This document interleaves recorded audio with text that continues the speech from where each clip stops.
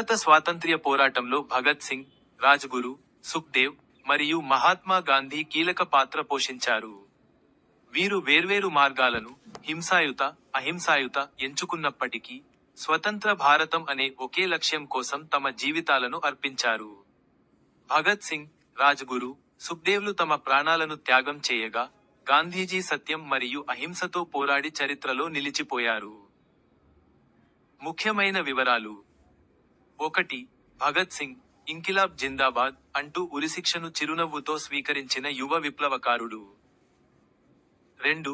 Rajguru, British అధికారిని ఎదిరించి, ఉరిశిక్షను ధైర్యంగా ఎదుర్కొన్నాడు.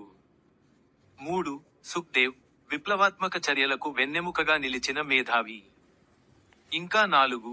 మహాత్మా గాంధీ, సత్యం, అహింస మార్గాల్లో లాఠీ దెబ్బలు తింటూ, జైలుకు వెళ్తూ పోరాటాన్ని నడిపించారు. సందేశం: త్యాగం అంటే కేవలం ప్రాణాలు ఇవ్వడం మాత్రమే కాదు.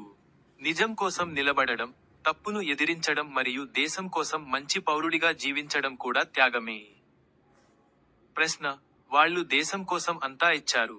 నేను నా జీవితంతో ఏమి చేస్తున్నాను? ఈ మాటలను ప్రతి ఒక్కరూ ఆలోచించుకోవాలి. భారత స్వాతంత్ర్య